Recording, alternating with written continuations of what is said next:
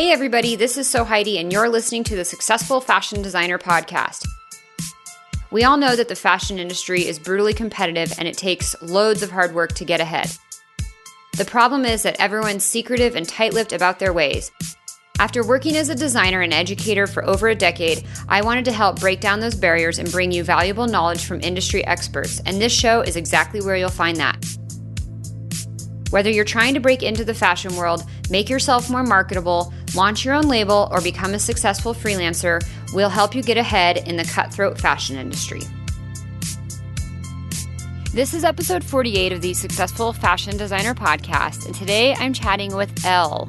Elle has a brand called Ellerali, and she is a marine biologist turned designer. I love her story. Oh my gosh, you guys, this is probably one of my favorite episodes so far. I think I say that for a lot of episodes, but when I re-listened to this to do the editing, I just got the chills again, hearing Elle talk about her story, her journey, and hearing the passion and drive in her voice. She lives in LA, and she designs her brand, Ellerali, of multifunctional clothing and accessories for women made from salvaged fabrics and zero waste. I was so lucky to cross paths with Elle, again for the second time in LA, when I was out there for my SFD party. About 2 years ago, she and I met up when I threw a party in New York, and that was the first time I'd met her. She happened to be in New York. She came to my party then, and then we crossed paths again 2 years later, and she has made so much progress in her journey as a designer and building her brand. It was so amazing to get to not only see her at the party, but then get to invite her on the podcast. And so we chatted about that a little bit in the interview, so you'll hear about that. But we did meet up in person at Hello World Fashion, which is a design and production studio in LA. So if you hear some background noise, that's because we're doing this on location at a production studio in Los Angeles. So there's people in the background sewing and doing work. So it adds a little ambiance, but just heads up, that's what that background noise is. I'm not in my podcast studio for this episode. Elle's story is so inspiring. Again, as I mentioned, you can hear the drive and the passion and the ambition in her voice. She really has so much energy and passion for what she's doing.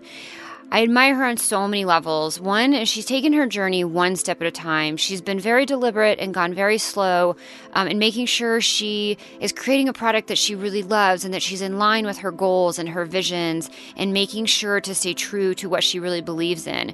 She's putting herself out there and doing all that scary stuff, like setting up booths at markets to sell and getting out there to talk with, engage, and know her customer.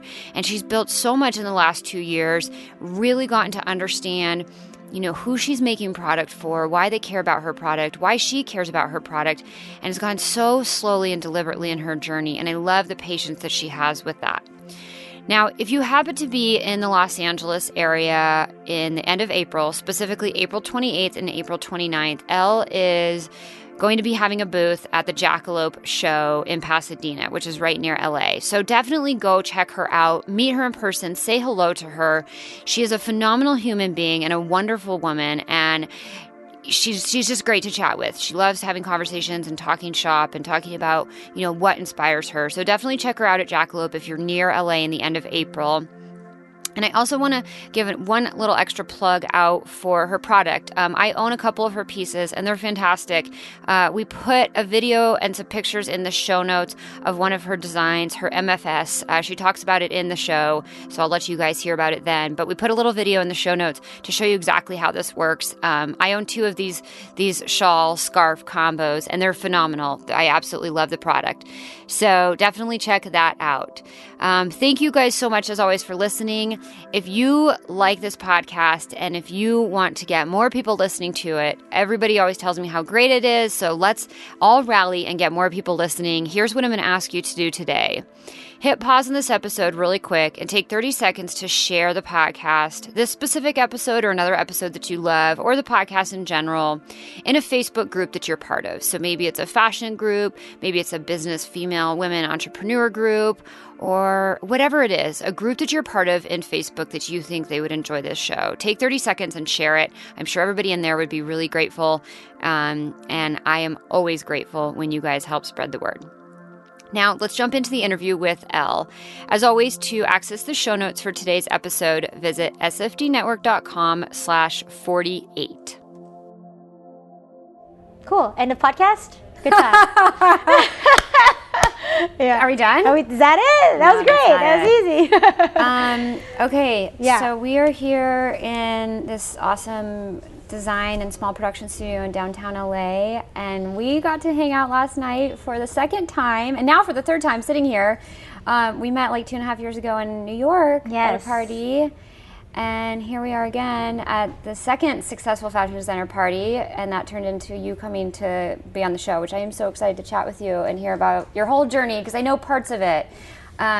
So do you want to give a quick introduction of like who you are and like what you're doing? Yes, well, first of all, thank you, Heidi. I'm so honored to be here and see you again. I can't believe it's been 2 years. Yeah. And we saw each other in New York, and I was just visiting.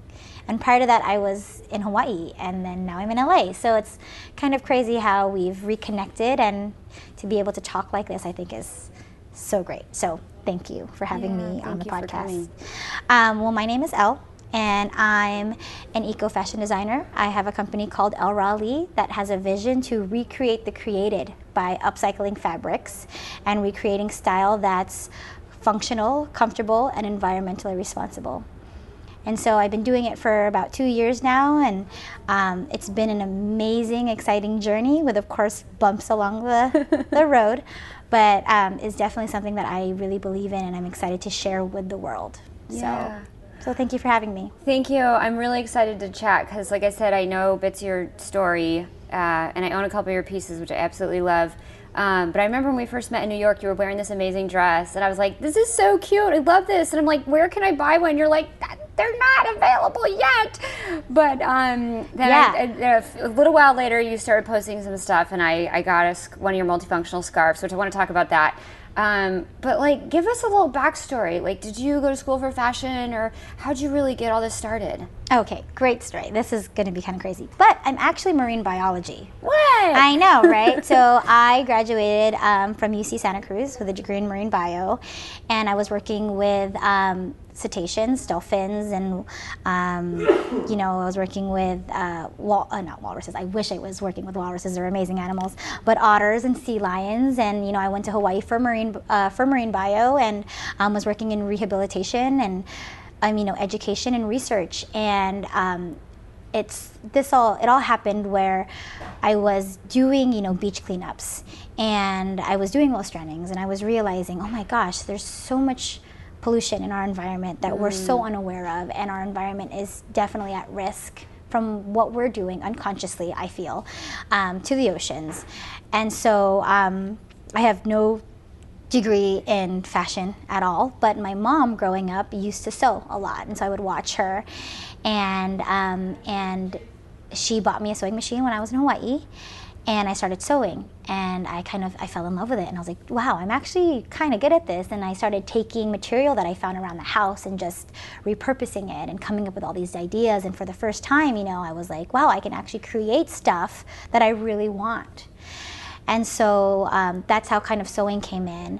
But kind of going on further into how this all happened was, my mom got really sick. And there was a moment in my life where I was like, I have to go home. Like, I have to go home. Where's home? Here. LA? In LA. Okay. Yeah. And so I was in Hawaii for 5 years at the moment. And I was like, this would be a great time to, rebuild my relationship with my mother and, start sewing together and hopefully build this clothing brand. And so I thought, like, okay, this would be a great way to reconnect with her. I'm in a family of there's 4 girls, and I'm the youngest one. And I was such a brat growing up. I don't like to say it, but honestly, like, I was a brat. So I was like, okay, I need to make this up to her and, take care of her and be there for her. And so I moved back home, and I helped care for the family. My parents were also moving to a new house, and so I kind of redesigned the whole thing, and I learned how to, do flooring. I'm just like a handy person. I love learning, and I love building, and I love creating. And so, so I moved back home to LA, and then, my mom passed away, and I continued on with Ellerali, and it became something where it was a whole other lifestyle for me now. It's now that I was home, I was helping take care of my family. I couldn't really go back into marine bio, even though that was my huge passion at that moment and had a huge part of my life. It would take me away from my responsibilities of being home. And so, you know, being able to sew and create and be flexible with my time, and also, you know, use upcycled product and make a difference in the world, even though it was a small one, it was still something that I really believed in, really inspired me to continue on. And so that's kind of where I'm at right now in regards to, you know, being in charge of my own journey. And I, you know, sometimes, you know, through this journey, I think, or any journey that we go through, we always doubt, is this the right thing? Is this the right thing am I doing? Should I just drop this journey and be a doctor like everyone wants me to be, you know? But I'm like, no, like, this is me, this is my passion, and I believe in it, so continue on. And I can always just get a 9-to-5 if I really wanted to, but that's not me. And so yeah, so this is kind of how I started. I started off, you know, just sewing in Hawaii, came to California, my life changed completely, and now I'm looking forward to creating this journey in sustainable fashion, not only for me, but for the industry, for the environment, and for my family. Yeah. Yeah. So, okay, I mean, talk us through a little bit, like, you have product, you make product, you're selling product. Yeah. Like, talk us through that whole thing. Like, and if I'm not mistaken, you make it all yourself currently, Yes. and you're on this teetering edge of, like, am I going into, like, manufacturing and production? But before we even get to that, I want to hear about, like, you know, you really started this grassroots DIY, like doing it all yourself style. Like, talk us through that journey. What did that look like? How did you actually start getting product out there and selling it and like creating some revenue to keep everything moving? Okay, well, let's talk. My MFS, which is a multifunctional shawl that you have, was actually 2 of now. Yes, I have 2. I love them. Which is one of the first things that I created, and the vision that came from it was I found this fabric that I had around the house, and it was beautiful. It was gorgeous, and I was like, I don't want to cut it. Like, what can I do where I don't have to cut this, because I didn't want to waste it. It was just so gorgeous. So what can I do? So I would just drape it around my body and be like, okay, what if I do it this way? Or what if I added this button? Or what if I did this? Then I wouldn't really have to cut it at all or change the form at all. It would be it. And I can use it in this, this, this, and this. Like, boom, this is it. So it literally came from the choice of not wanting to waste any fabric, and how can I think outside the box to make this work and be functional so that I want to use it over and over again. So sustainability is about not being wasteful and finding something that you can use over and over again. Not only that, it's savage material, it's repurposed. So that vision came about with the MFS, and I was taking a small business class at the time, and I brought it, and I was like, oh guys, I made something yesterday. They're like, oh really, let's check it out. And then I showed it to them, and they're like, I got like 10 orders that day. Wait, and because this is audio, so nobody can see, but like, give us a quick, like, it can be used as a scarf, a nursing blanket. Tell us all the stuff. It's super convertible. Yeah, so it's a multifunctional shawl. It gets packaged in this cute like roll, and then you undo it, and it can be like, a shawl, a scarf, a blanket, a nursing cover. People use it to cover their strollers. I use it as a throw blanket on the couch at home, and then I take it out, and then I go walk around. I keep it in the car. It's super lightweight, it's so travel friendly, and that's a big thing for me too, is I love to travel, and it's something that I can just stick in my bag and then go on the airplane and then take it out, and then I have this huge blanket, and everyone's like, whoa, where'd that come from? And then I walk out of the airplane, and then I have it as a scarf, and then I'm walking out, and then I go to the movies, and then it's this other thing. And so I think it's just, I feel like we all have that potential to just think outside the box and just create things like this, but I don't know, I just wanted it to be functional in so many ways. Yeah. I don't like carrying a lot of things. And so when I think about minimalism and what's necessary, that's what goes into my creations. Is like, how can I make this more than just being one thing so that I can use it over and over again? Yeah. So that's how the multifunctional shawl came about. Okay, so I'm going to put, I know you have some little videos to show how it works, so I'll put all that in the show notes, so everybody listening, you definitely check that out to see pictures and videos of this amazing item. But okay, so you showed it to your business class, and you're like, I just got 10 orders. What? Yeah, and I was like, what? Like, how much do you want for it? And I'm like, I don't know, so then I got these orders, and then, I was making them, and they went really well, and then I went to San Francisco that weekend, and I was just talking to my friend's cousin, and then all of a sudden she was like, show everyone how this works. And being Filipino, families are huge. It's ridiculous. You really don't need any friends. Your whole family is gigantic. So I show it to them, and I got 25 orders. What? And I was like, what? And then, yeah, exactly. I was like, what? I was like, oh my gosh, this is great. And then, of course, then this is where craziness comes in, where everyone's like making like their own orders of like, like I want this color and I want this color and do you want this color and do you want this color? And I'm like, sure. And then when I finally did it, I was like, I would never do this ever again. Oh, it's like everybody wanted to customize it. Yes. And I was like, sure, yes. Because, when you get your first order, you get so excited and you're like, yes, I'm going to do it for you. Yes, I'm going to do it this way. Yes. And then I realized like, oh my God, that was not a smart idea. Like it was ridiculous. Yeah. But yeah, that's how it started. And then, so that's how the multifunctional shawl came about. And then even continuing on to like more of Ellerali products, like people were just like, they knew what I was doing and they knew that I was upcycling. And so it's just amazing that once you talk to people about what you're doing, it's like people are more than willing to help, especially if, you have this thing to want to help other situations. Yeah. And so people were just giving me clothes. Like, and I was like, then I became a hoarder of other people's clothes. Oh, interesting. And I was like, oh my gosh, like this is not the jam. Like I'm starting to hoard other people's things that they don't want. And so literally I like opened up this gigantic trash bag and my cousin like gave me a bunch of his shirts. And they were I love men's clothes. Like, I think they're the coolest thing. I get so jealous. Like, I always go, when I go to stores, which I don't anymore, but when I used to, I'd always end up somehow in the men's section. And I would get so pissed off and be like, how come the girls don't get this cool stuff? We have to get pink and glitter and like I'm a pretty unicorn. Like, I'm just not that person. And so I loved the graphics that these guys would get.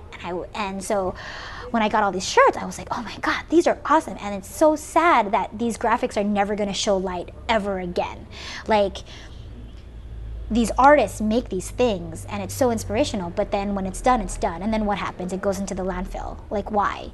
And so I started making what I call now these fly dresses that are made out of men's graphic tees.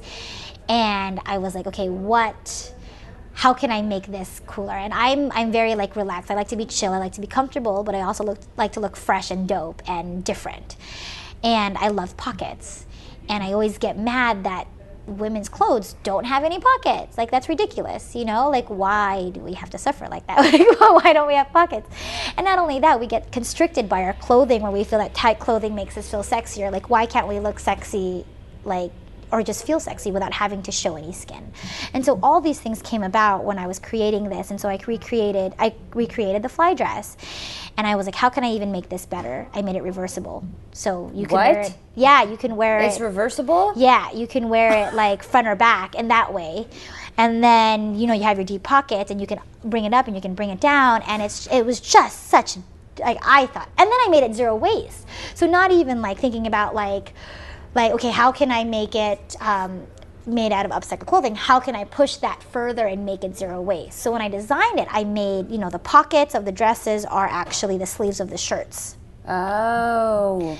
And then I use the scraps to create like the bags that come out of the dresses. So every single part of the dress is like a zero waste model. So when I hit that, I was like, dude, like, this is amazing. Like, so it's things like that where it continues to motivate me that like, it's okay or it's totally fine to push that button of like going out of the box, because so often, like even when I make these MFSs or when I make the fly dresses or any other product, I will always get somebody to say, hey Elle, if you just buy fabric and put a pattern over it, it'll take you so much faster to do. Like, I get it all the time. All the time. And it's like, but that's not my vision. That's not the point. Sustainability is my number one, and fashion is my medium fashion is my medium, but sustainability, if it's not for sustainability or trying to make an impact to reduce textile waste in the industry, then I don't want to do this. So what would be the point? What would be the point? Yeah. So so that's kind of how the fly dress came, was like seeing all these really cool graphic tees, and I was like, I don't want to waste this. I don't want to throw this away. They're so cool. How can I make it cooler and make it for women? Because I feel like women lack in that aspect. It's funny when I talk about how like women's clothes suck, because all the men are like, are you kidding me? You guys have this variety of things and you're like, we only have like basics like shirts and pants. And I'm like, I guess I don't see it that way. Oh, that's funny. But they're like, women's fashion is like amazing. And I'm like, oh. So that's kind of how it started. I don't know if that was your question, but that was kind of how it came into the upcycling and repurposing and kind of my vision in regards to how can I make this more than just a shawl? How can I make this more than just a dress? How can I push those boundaries and make an impact into the industry? So. Okay, so, and just, I want to clarify a little bit, because the dresses are made out of men's shirts, but the multifunctional shawl are made out of savage material. So it's either end of roll fabric, okay, or like, dead stock, okay, kind of stuff. Gotcha. So, yeah. Okay, so you're making all this amazing product, and you like, were really organically getting these orders from, like, you would just show up and you'd be like wearing one, and you got like 25 orders, and like, how are we continuing to progress in that journey of like, okay, you're making all these great dresses now.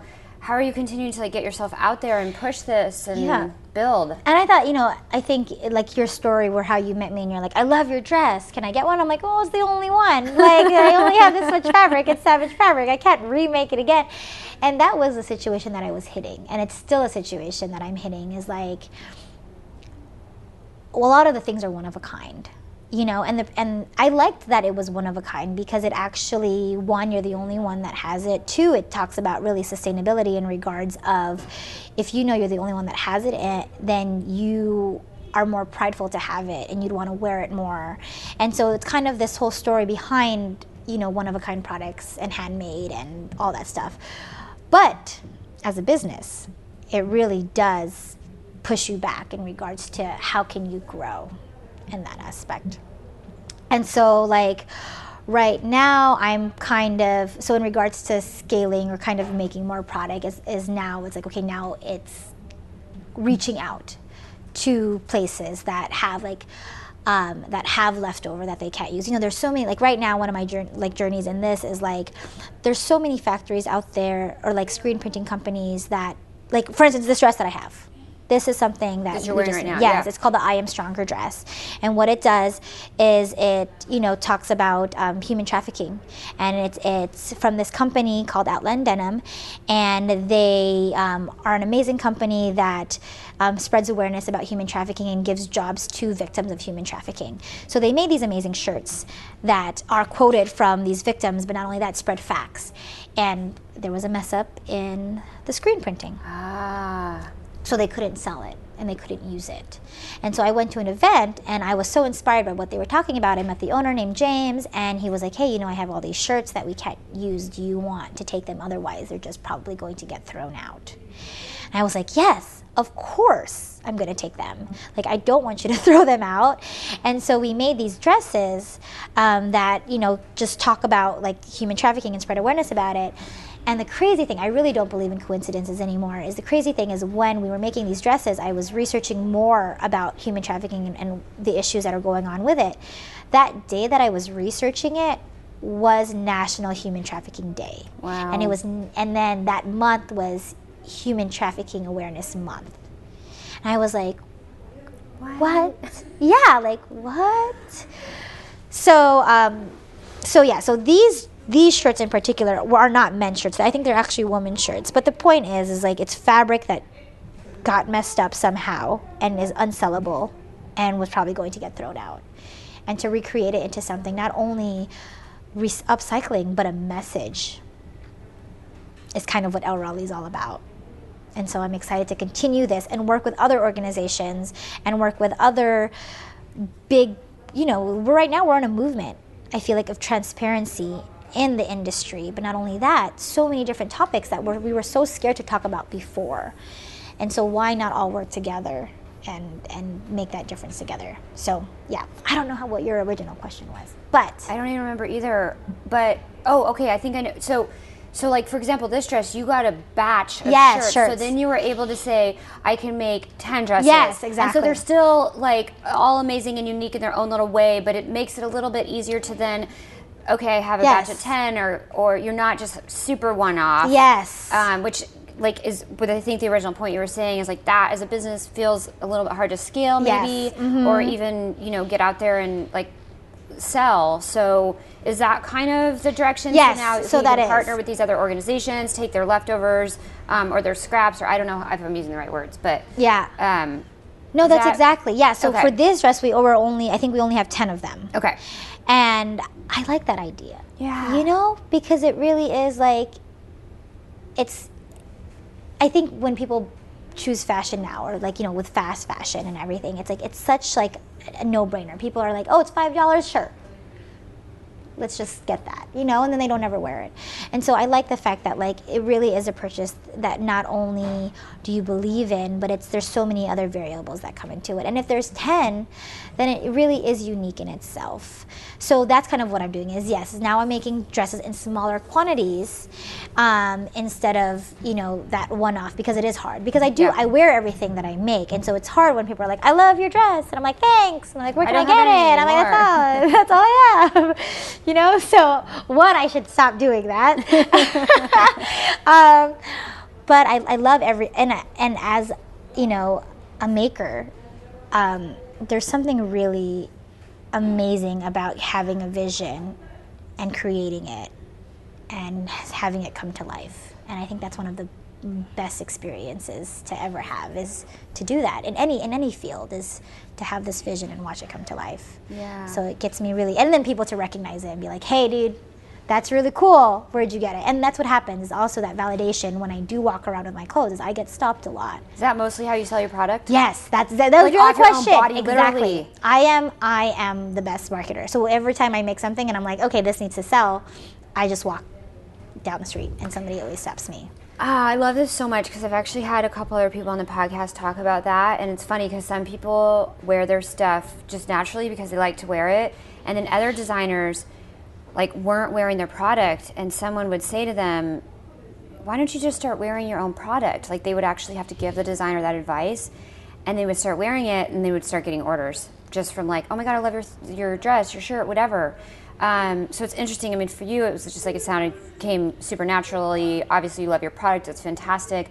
But then, like, you are your own best billboard. You are. Yeah. And not only that, it's like, why are you going to make things if you don't even want to wear it? Yeah. Like, that's kind of how I felt. Yeah. It's like I was solving my problem. Yeah. You know, like my problem was I wanted clothes that were comfortable, eco-friendly, multifunctional, like still looked hip and unique. And I did it. And I solved my problem. So of course I love it. Of course I'm going to want to wear it. Like this is all I wear. Like the other day I was wearing like jeans and a t-shirt, and all my friends were like, whoa, like who are you? Like I haven't seen you in Ellerali ever. Like you're always, and I'm like, yeah, I know, I kind of feel weird. Like I actually want my dress now, because now I have to suck in my stomach because I'm eating all this food, but I'm wearing these jeans, and if I was wearing a fly dress, I wouldn't have to worry about that. You know, so things like that I think about. But yeah, I think as designers, like I love it when you rock your stuff, because that just shows that it makes sense to you. Yeah. You know, like, and I know too, and you know, when I mess up on things, like, and I don't wear it, I always question myself, why don't I want to wear this? And if I'm not wearing it, then I'm not promoting it. And maybe so then it doesn't sell. There's a reason you're not wearing it if you're not really proud of it. There's something wrong. You got to tweak it. Yeah, and figure out and that's why what I have to figure not out. Working. Exactly. Wow. Exactly. But then that's why, like, and then now, like, when I'm doing, you know, my shows, like, I'm getting men, like, in my booth all the time. Like, it's kind of crazy. And they're like, can I wear this dress? And I'm like, yeah, sure, of course you can, you know? It's insane. But I love it because I'm like, why? Like, what do they want? Like, they love it. Yeah. And it's like, now it's like challenging me, like, do I need to create men's line? And I'm like, I don't even know how to do men's clothes. Like, the reason why Ellerali works so well for me is because I just put it on myself, and then I can like see if it works. But with a man, it's like different. So you'll figure that out. Yeah, again, another journey into like whatever. And I have men that are like, I'll be your model, and I'm like, just wear my dresses. Like I have to make, you know, like that's what I'm doing now, one at a time. But yeah. Talk about these shows. You said I'm doing these shows. We haven't even mentioned that. Yeah, okay, Talk about this. So I started doing, you know, like Renegade. I'm pretty sure you're probably familiar with Renegade, LA, and Unique. I started doing Unique, and then and then I have a show coming up in April called Jackalope in Pasadena, and that'll be my first show of the year, so I'm very excited about. And it's a great community, and it's so crazy that I'm finally here, because I would go to these craft shows And I would be like, oh my God, all these people are boss people. Like, they're making their own products, they're doing these shows. Like, how inspirational is this? And I remember thinking, like, how the hell are they doing it? Like, are they making it in their home? Like, do they have like this secret, factory that's doing it? Like, I was always curious to see how they even do it. And so I remember, in this process, I was like, I never felt like I was ever ready to do it. Wait, I have to pause you for one second because a lot of people are listening outside the U.S., so they don't know what Renegade may be or anything. So just clarify exactly what this show is. You mentioned a kind of craft show. Yeah, it's like a curated pop-up where a bunch of, homemakers or crafters come in and they show their product, and it's a great community of handmade individuals that are being bosses. Like, to be able to start your own business is amazing, and we're so blessed to have that opportunity to do so. But it's also scary as crap. Sure. Okay, so you said you were like going to these shows, you see all these amazing makers, and you're like, God, you guys are killing it. Yeah. And then you're like, how are they doing this? How are they doing this? Okay. Yes. And so, I met this company called Rewilder, and they make these amazing bags out of beer filtering cloth. Oh, cool. Yeah. So these are all beer filtering cloths. This is the purse you have right here on the table. Mm-hmm. And I met them, and they were telling me that these huge beer manufacturing companies are only able to use these filtering cloths for 3 weeks, and then it heads out to the landfill. So when they saw it, they're like, oh my God, this is amazing material. What can we do with it? And they were telling me their story, and I was like, oh my gosh, you guys are amazing. Like, how do I get onto this? Exactly what I believe in. How can I help? And so I started interning with them for a little bit, and then they inspired me to continue on with what I was doing, and I was showing them at Ellerali. So that's kind of how I met them, through these shows, and that's how you meet a lot of upcoming designers and upcoming products, because these are people who are just trying things, and I think it's so inspiring. So I would tell them, okay, guys, I think I'm ready. I think I'm going to do Renegade. And they're like, do it, Elle. Do it, Elle. And I'm like, And then I'm like, I don't know. Maybe I'm not ready yet. To rent a booth and set up your shop and really do it. Yes. And so finally I did it. And my first show was, I think it's September, So just recently 6 months ago, 7 months ago. Super new. Oh. So I was before this, I was just selling whatever. Yeah. And then I was like, I'm going to do Renegade. I'm going to try it. And then I signed up for, I think, 5 shows, and I got into all of them like that. And I was like, oh, okay. And I literally had a show back to back to back to back. And I was going from San Francisco to LA. And it was great. I loved it. It really made me not only have the confidence to just put myself out there and get over that freaking fear, but it also got me the chance to, understand my target market. And honestly, I still don't know who my target market is. And it's the hardest thing because, for so long I thought it was me. I thought, my age, my style, whatever, but I was getting this whole other spectrum of people coming into my room. And men. And I'm like, okay, what's going on? But I guess this is all, again, part of the process in understanding your product and understanding what your audience wants and just figuring it out. So, I started doing these craft shows, and I met so many great people. And I think, overall, it's just the amount of support, I think, that I was getting from people who were like, what you're doing is amazing. And I'm watching your journey, and I know this is going to be big, and it's just that, that's okay, I'm going in the right steps, and it's just getting that feeling, and fashion is hard. It's one of the most competitive industries, and a lot of the times I'm like, what am I doing in this? Because I'm all about sustainability, and the fashion industry is the number 2 polluting industry in the world, but it doesn't have to be that way. So how can we push it? So I started doing Renegade and being part of that community of boss babes and boss men that are making their own things, and I fell in love with it. And to be part of that community was a huge step in my career of being like, hey, I wanted to be this, and I am. Where am I going to be in the next few months, and how am I going to continue to climb? So what are you thinking about that? I'm excited. Right now, I'm I guess we could talk about where I am stuck on is how can I scale? it's hard to go from creative to business, I think. And that's why I think people always say that you need a business partner. Like, business is so important, you know? Business is the main point, right? If you're not making any money, how are you going to be sustainable? How are you going to make a difference? You know? And so, you know, like I said, I don't believe in coincidences, but this woman came to my booth, you know, when I was in my last show in Renegade, LA. And, you know, she loved my stuff, and she was like, oh, you know, I used to do drapery, and I used to have my own businesses, and I love sewing. And I was like, you know, for so long, you know, my family's like, Rachel, you need help. Sorry, my name is Elle, but my name is Rachel. So I know it's kind of confusing. Because you've been making everything yourself. Yes. Your own two hands. Yes, okay. Doing everything on my own. And they're like, you need help, you need help. And I'm like, well, I don't know if I'm there yet. Like, but in reality, what I really wanted was a mentor. Somebody to help guide me, someone to help me with everything, every aspect of business, and also help me in sewing. And so this woman comes along, and she was like telling me all these things, and I was like, oh, you know what? You know, like, maybe you can help me sew. And she was like, oh my God, yes, I would love to. And then suddenly she starts writing me all these emails, and I'm like, what's going on? Like, but then I met with her, and we just had this instant connection. And for the past 3 months, we've been working together, and she has changed my life completely in regards to, you know, business and being a mentor and being a friend and helping me grow and marketing and just teaching me all these things. And she is a blessing. Like, she's an amazing blessing. And this happened in like 3 months. This happened. She just came from, you just met her at Renegade at the craft show. And I was asking for her. Like, I literally, like, there was a reason why I wasn't just hiring anybody. Like, she came to me because it was the right moment. It was a time where, you know, I was finished with my shows. I was ready to go to the next step. I didn't know how to go to the next step.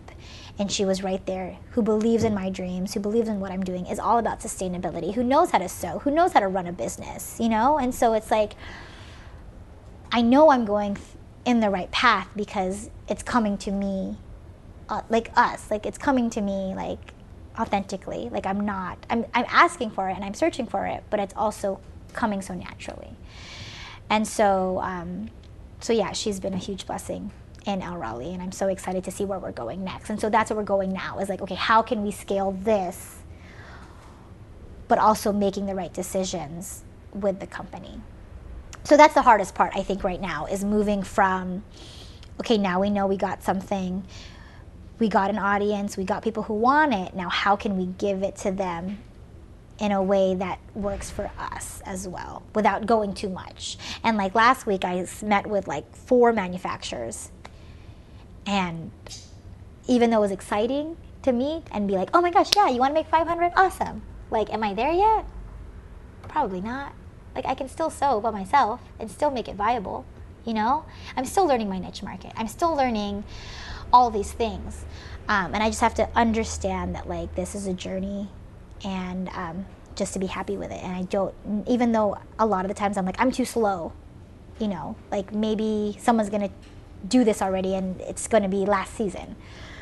But Ellerali is more than fashion. You know, and if somebody takes, you know, like, I think in the industry people get worried that people are going to take your designs or take whatever. Like, that's the biggest, scariest thing. But in order to make it, like, and this is where I'm teaching myself, in order to make a difference in the fashion industry, is people have to go this route and be inspired to want to make a difference. And if Ellerali is their inspiration towards it, I just fulfilled my dreams, you know? So yeah. Oh my God, I mean, your energy is so, it's very contagious, and I can see like how this whole journey, I mean, you say it's happened, you know, things have come to you, but like, you've worked really hard, you've put yourself out there, your perseverance, your drive, your ambition is like contagious, and I think that's why all of this has happened. So don't discount like what you've done. But I want to talk a little bit more about like where you are right now, because you just mentioned you went to 4 manufacturers last week, and then before we hit record, you were talking about, you know, some of the challenges that you're facing with working with upcycled materials and manufacturing. So can you elaborate on what's happening with all that right now? Well, when you reach out to manufacturers, they're definitely, and this is what, you know, I've learning too, is like there's a minimum. There's a huge up cost to, you know, even getting the sample made. And I'm doing it all on my own. So I have my own samples, like, but I'm also like a lot more like, if something doesn't work out, then I can fix it myself. And it's not really a big deal because everything is kind of unique in itself. But when you take it to a manufacturing company, you literally, and this is what you are kind of doing too, tech packs. Like, I don't know anything about tech packs. You know, like, do I need a tech pack? Do I need a pattern maker? The answer is yes, if you're going to a manufacturer. I don't know how to do any of those things. Like, I make things on my own. Like, I have my own patterns. Like, I don't know how to do any of those things. So there's these challenges of like, there's a lot of money that comes to starting all those things, of course, right? That you need those finances to be able to support your company. And I'm willing to invest, but I also want to be so smart about it and prioritize and feel like, okay, is this where I am in Ellerali right now to drop this money on a product that, like, yes, I believe is going to be great, but what if it's not? Then I'm back into that wasteful situation of textile waste, which I don't want to be in. Where you just made 500 dresses and you can't sell them, and you're like, what do I do with this? What do I do with it? Yeah, then I'm going to have to break it apart and recreate them again, you know? And like, that's, okay, upcycling, of course, I mean, I don't know, is labor intensive. That's why people don't do it, you know? And that's why when you think about reduce, reuse, recycle, the number one thing on it is to reduce, right? Because there's so much energy that comes into making something. So if we reduce it, we're eventually just keeping what we need and what's necessary. Reduce, reuse. And so upcycling is the reuse aspect of it. And what it's so important is that, you know, when I think about upcycling and reusing, I think about respecting the process. You know, from going from the farmers who grow to, the people who make the textiles, from the washing, from all this stuff. So when I think about upcycling, I think about the story that comes into that process of from seed to manufacturing to shipping to sewers to everything. I think about all of it. And so I think about respecting the process when it comes to upcycling. And then with recycling, it's another energy research that you have to do in order to break it down to raw materials and recreate. So, anyways, going back into upcycling and my process with the manufacturers is like, again, I get it. It's easier for me to buy new fabric and cut the dresses out of it. It's time efficient, and it's straight up. Everyone's used to that. So to bring it up to a manufacturer and be like, hey, I'm going to give you all these scraps, and you're going to have to patchwork it, and then from this patchwork, cut the material out of it. They're just like, are you kidding me? Like, this is labor intensive. And so that's where I get stuck, is because how can I create it in an efficient way that is beneficial for them as well? And I got to think about them too. Of course I have to do this because they're going to be the one making it. I know how it feels to make one dress. It takes me forever, but it's my passion and it's my life. But to do it 10 times, to do it 20 times, there has to be a system, right? And so it's figuring out that system that's going to work well for both myself and my sanity and their sanity. And how can we do it in a way that is also reasonably cost for the consumer, right? Because like, even now, it's like you can price whatever you want on something, but if it isn't going to sell, it doesn't really matter, you know? And that's where it comes down to it. And so, so even though, last week we spoke to manufacturers and we got some great, people are, and what I learned from it too is that like, people are willing to help. So I'm not in a rush to get it manufactured because it's not going to be hard to find a manufacturer. But what is going to be tough is if I manufacture it wrong, then I'm screwed. And so I really need to push myself back and realize, okay, what's viable now? I have a show coming up.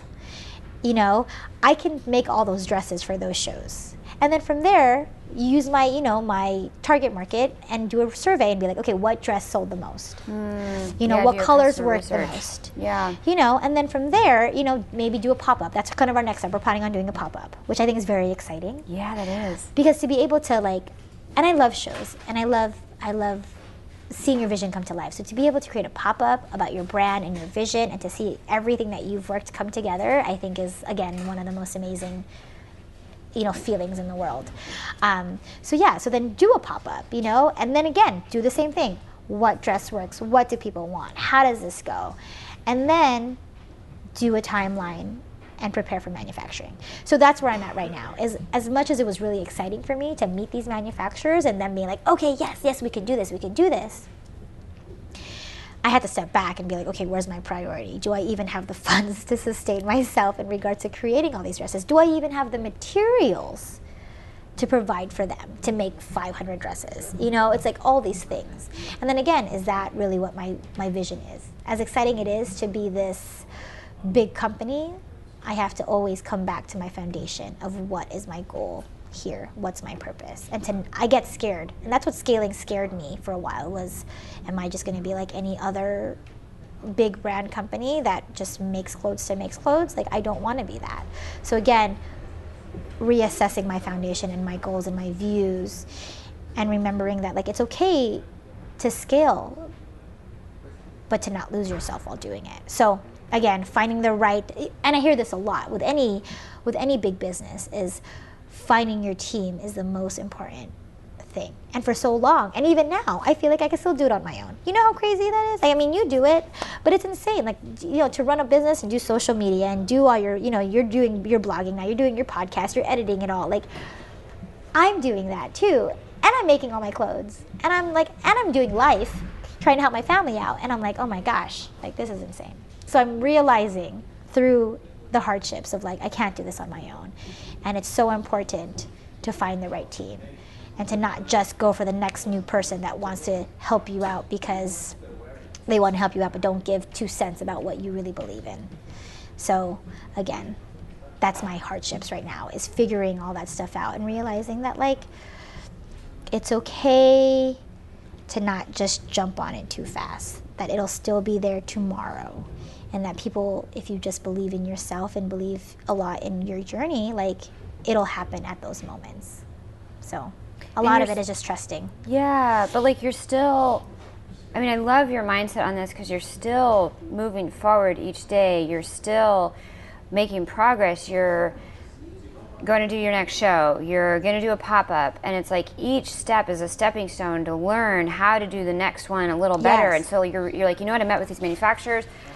I have some that are ready to work with me. I could dive in and get 500 dresses tomorrow. Yeah. But wait, let me step back. Am I really ready for that? And you're like, no, I think I need to further figure out, is this the exact right dress to go into production with? And so you're like, let me take this step back and go a little slower and do that further customer research and see, so you can make sure, you know what, when I do make these, they're going to sell. Yes. And not just be a waste again. Which I think, and I really admire about you, because I think it takes a tremendous amount of discipline. Like, we, as creatives, we get so excited about getting to the finish line and, like, giving our idea and putting it out to everybody. Yes. And so it takes a lot of self-control and discipline to say, you know what, I'm not quite ready to dive into that. Like, let me make sure and go a little bit slower and do this really deliberately. I'm trying. I think you've done great. Thank you. I'm trying. Like, I've said it so many times, which I try to get it out of my vocabulary, but I hate the journey, you know? Because you're so unsure. You know, everyone's like, it's all about the journey, it's all about the journey. And I'm like, oh, but I just want to get there already, you know? But I always realize that once I'm there, then I'm moving to the next step, you know? So I should really enjoy this journey. And that's just, again, being aware of what's going on. And like you said, like, I've grown so much, like, through these steps, but to me, I feel like I'm like a sloth here. Like, I'm not growing fast enough. And so there's really those moments where you just need to stop and really think and, you know, flip that pancake. That's what Deborah, the woman that I'm working with, says, flip that pancake and really think about how much we've grown in just the 3 months that we've been working together, you know? And I wouldn't have been able to do that without her, you know, and you know, seeing you, this was all, like, great to be able to be here, and I'm so honored to be part of this podcast, you know, because you were the first person that I actually, when I first started this, I was researching, like, all these things, and I found you, and I got so inspired about, like, you know, your teachings on YouTube and about, like, flat pattern design, and I believed in you, and I just took it in to be like, I'm gonna sign up for this class, and I learned so much from that class. And then I went to New York, and you sent this email about having a meetup. You were, like, there on vacation. It just happened to coincide. And it just happened. And then we've, you know, and then I've just watched you grow in your journey through So Heidi, and to see you doing all these things, you know, it's that inspiration that continues to inspire, I think, a lot of us, that, you know what, like, we are going to hit these crazy bumps. We are going to go through these things, but if we persist, it'll happen, you know, and we really can't control our path. Whatever, you know, something can happen tomorrow, but as long as you're happy, I think that's what's the most important. And that's what I'm trying to remind myself, that like through this crazy chaotic mess in the industry, like do what's right. And I really do believe that Ellerali is right. And I have to remind myself that it's not about fashion, it's about sustainability and the bigger picture of where I want to take Ellerali within the next few years. So yeah. I love that Deborah's reminding you of like, look at where we have come over these last 3 months, because I think it's easy to lose sight of what you have done and instead only see what you haven't done or where you haven't gotten, or like, oh, we haven't gone into production yet. But when you step back and you really look at like, wait, no, and even sitting here telling your journey, what you've done in the last 2 years, I mean, I hope that you're almost realizing like, wait, I have done so much. Yeah. It's important to continue to remind yourself of that. Yeah, I know it's like self-sabotaging, right? What we do in our brains. Yeah. And I'm trying to constantly, like I said, I go through and back and forth of like, is this the right thing? Am I doing the right thing? Should I just get a 9-to-5? Like, what's going on? Is this going to work? But it's not. Like, this is me. This is what I'm doing. And so it's that reminder. You have to be your best friend. And I think I'm such a talker. Like, I like to talk my feelings out because it helps me understand who my real soul is. And so like just talking to you about my journey and talking about Deborah, it's like, it's great because it is positive. But when I'm by myself and I'm in my studio, I'm like, holy crap, I'm supposed to make 10 dresses today and I haven't made one? Are you kidding me? What am I doing in my life? And then I feel defeated, you know, and then I'm paralyzed and I feel like a failure. When like, you can't do that to yourself. It's self-sabotaging. Like, why? And so it's great to have friends. It's great to have a supportive group that is there to tell you, like, you know, I always wonder that my friends are judging me and they're like, what are you doing in your life, you know? But it's me. It's me self-sabotaging myself. You know, to them, I'm on this amazing journey. And when they talk about me, they're like, oh my God, Elle, you're doing so many things. And I look at them and I'm like, oh, yeah.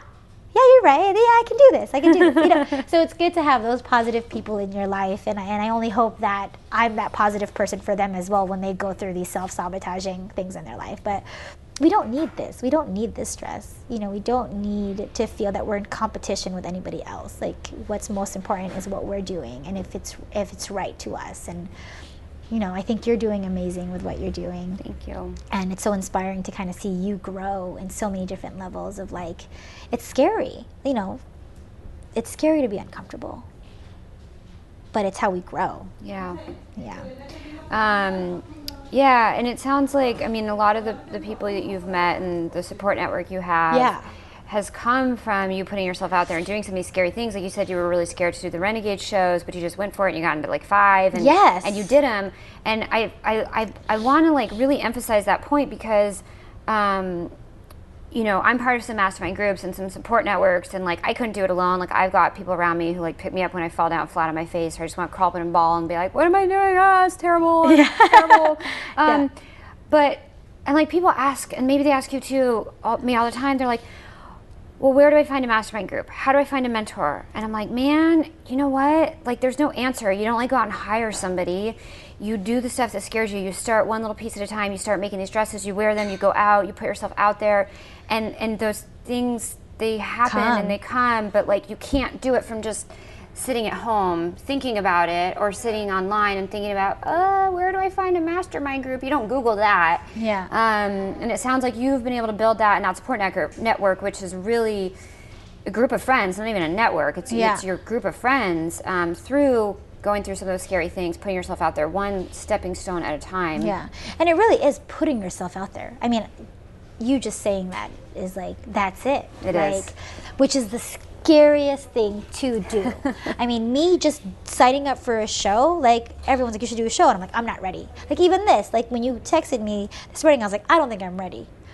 And Deborah was like, are you talking about? She's like, you know who you are, you know your brand. I'm like, but I'm not ready. And she's like, are you crazy? You know, and that's exactly what happened this morning. I was like, you know, Heidi just reached out to me. I like literally prayed for like, you know, something, and then she comes and then she's like, you manifested this. Like, why are you doubting yourself? Like, you know everything that you need to know. You're ready. Yeah. So I think that's the hardest thing. And you have to literally, I think it's great that we talk, because the more I talk to you about my situation, the more it's also becoming my best. I'm becoming my best friend. Oh, I love through that. it, you know, where it is talking it out and knowing that, like, no, you have that confidence. And who cares if you fail? Like, who cares? You know, stand up. Like, whatever, life goes on.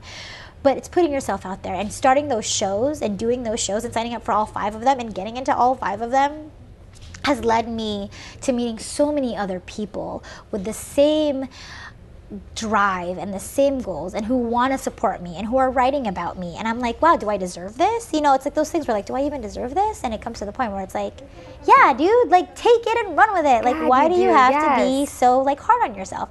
And so we just have, and it's through these things and through talking to people and having that support group where you, like, it's hard to remove that ego in your head that's like, you're not good enough, and to really be like, you know what, dude, who cares? Like, just do it, and it's going to be fun. So to enjoy that journey, and I have to continuously remind myself that I love this journey, because I can't wait to see where I am in a year from now, or even in a few months from now, or even next month at the show. Like, I'm excited to, like, show everybody, you know, and it's a continuous process, but we have to go through these hardships in order for us to understand what's really important in our lives. Yeah. Yeah. Oh my, I mean, I like, get the chills just talking to you. It's like just amazing. You are, you're a phenomenal person. Thank you. Yeah, and I'm so, I mean, I feel really lucky. Like you said, we had the party here last night, and then you left your beanie here and you sent me an Instagram message with your phone number, and you're like, hey, if you find my beanie, here's my phone number, can you text me?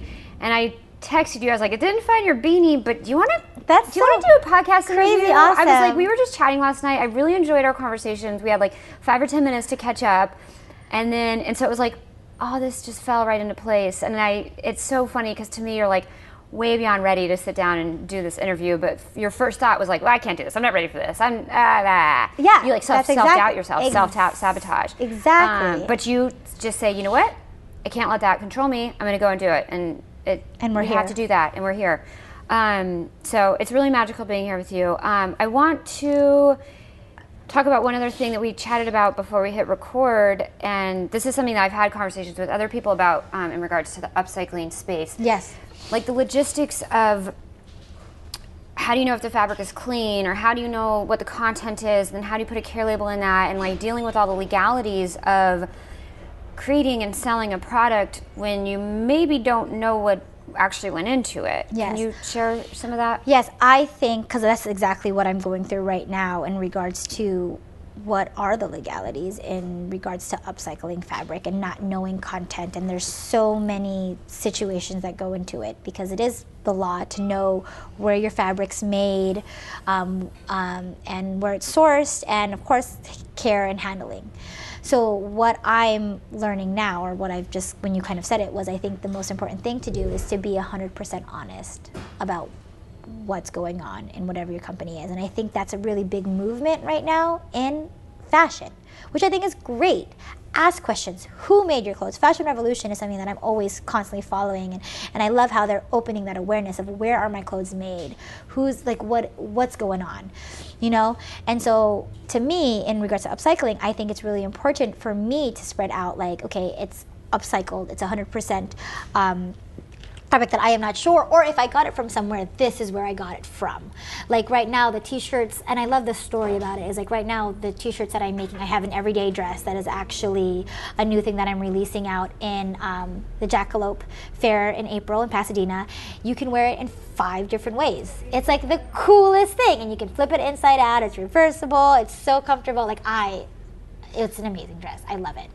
And the story of those shirts is there was this woman who was starting a clothing company. She was doing t-shirts, and she had this big dream of doing it, but you know, life happened, and she decided, I don't want to do this anymore. So she had this huge garage full of these amazing t-shirts that like maybe had a hole here and there or some slight like, you know, sewing mistakes. And so I got it from her, and these are what the fly dresses are. I mean, these are what the everyday dresses are made of. And so it's talking about, I think that's a really cool story. This is where these shirts come from. She couldn't sell them, so I took it from her. Otherwise she was going to throw it away. But in regards to content, it's like, again, saying that this is upcycled. And I think it's just really important to let people know like what the story is behind it. Because if they're not going to buy it because it's upcycled, then they're not going to buy it. Doesn't matter. It doesn't matter where it's coming from, you know. But if they know the story and they know that this is kind of the idea that goes around it, it doesn't matter, again, where it's coming from. It's the story behind it. And so I think, well, this is how I'm playing it in my brain. Like, I don't really know if like that's the right way to do it, but I think I'm very clear about that it's upcycled, and that some of it could be like, for instance, the multifunctional shawls are end of roll or like a scrap from whatever, but I will tell them.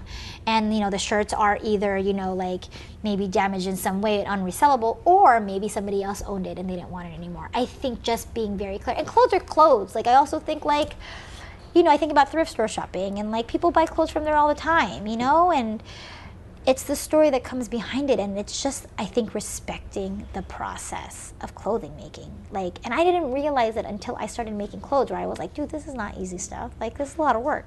And especially breaking it up and redoing it is like, are you crazy? Like, why would you do that?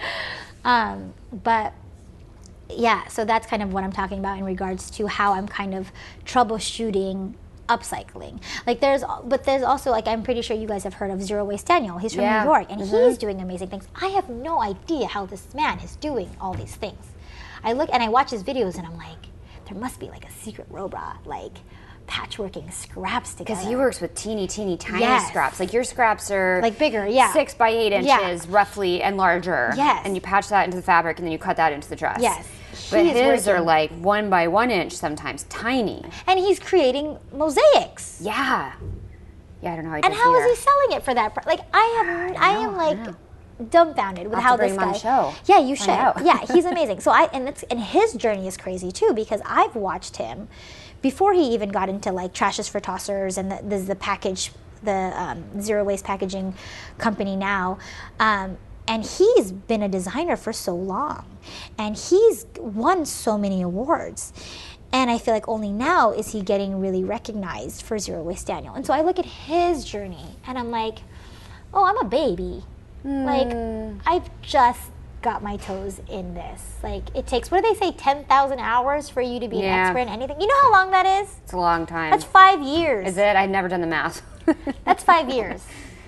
That's a long time.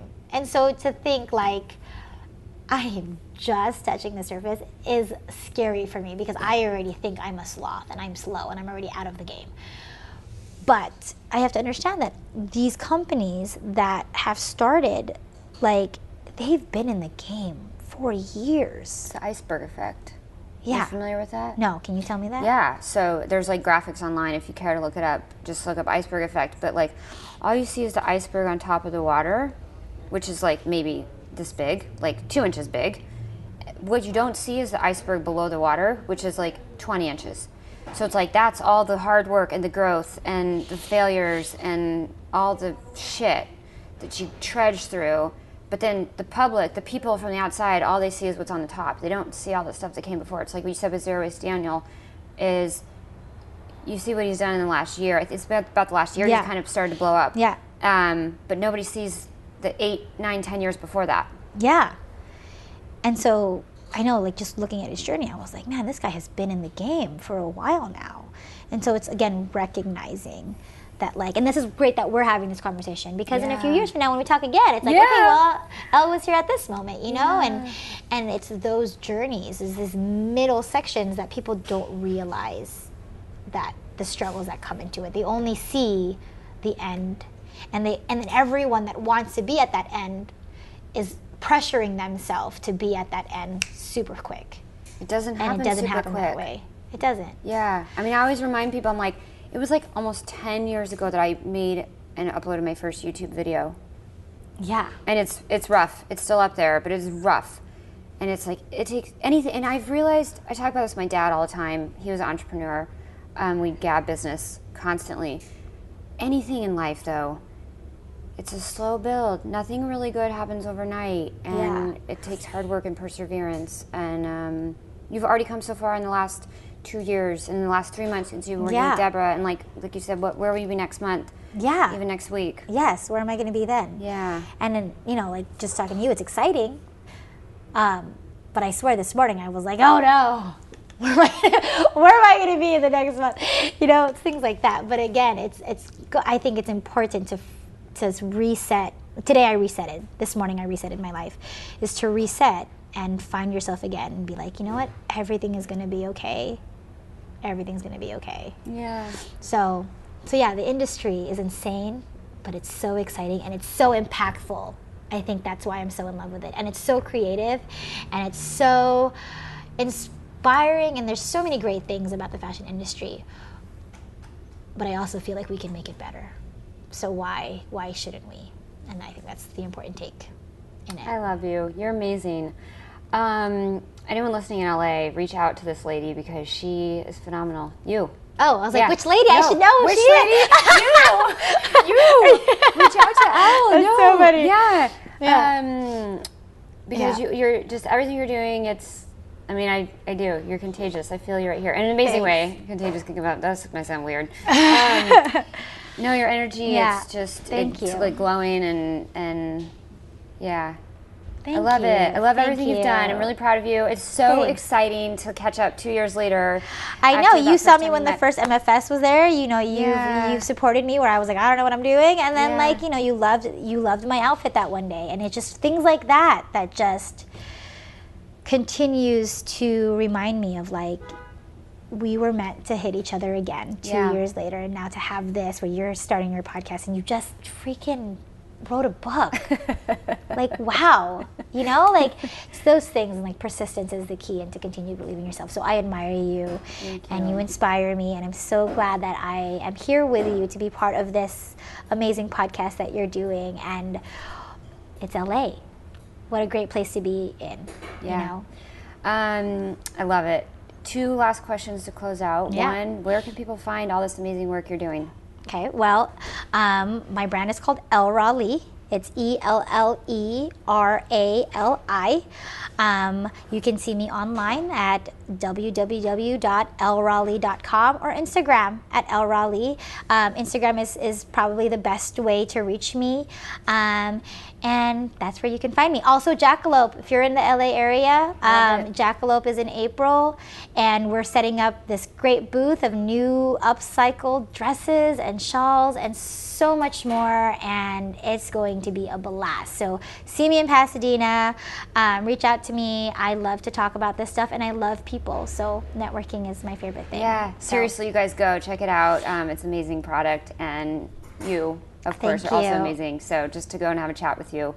And then the last question that I end every episode with is, what do people not ask you about working in the fashion industry that you wish they would? Oh my gosh, I have this head. It's not the question. It's the first thing that came in my head. I guess the answer would be, are you happy in it? That was the first thing that popped out of my head. I love it. And I think that's important, because I think in any step in anyone's career or wherever they're at, that's really the core of your life, is whatever you're doing, are you happy in it?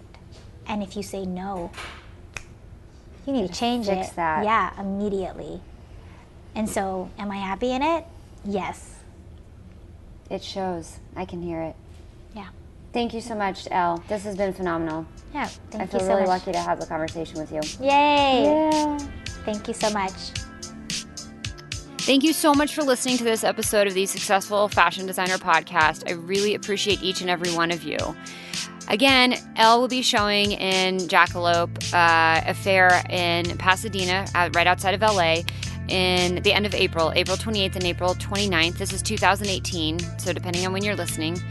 So definitely go check her out. Say hello. She's such a great woman and a nice person. I'm sure she would love to meet you. So go check her out and see what she's doing. Also, make sure to scroll down to see the show notes and watch the video of her multifunctional shawl and see how it works. Last, I'll remind you one last time, if you didn't yet, I would be super appreciative if you would share this episode or the podcast in a Facebook group that you're part of. There's not a lot of people talking about and sharing all these types of content in the fashion industry. You guys tell me that all the time. And so the best way we can help get this content out to more people who are trying to break into the industry, trying to grow their career, whatever their goals are within the fashion industry, the more people that can have the opportunity to listen to the show and get this content and learn these insights and hear these stories, the better. So help the show, help me, and help your fellow aspiring, ambitious, driven fashionistas out there, and take 30 seconds to share this episode or the podcast in general in a Facebook group that you're part of. I really, really appreciate the support, and I know everyone else out there appreciates hearing about new resources they should be checking out as well. So thank you so much. Again, if you'd like to learn more about any of the resources mentioned in this episode, visit the show notes at sfdnetwork.com/48. Thanks so much, you guys. I'll talk to you soon.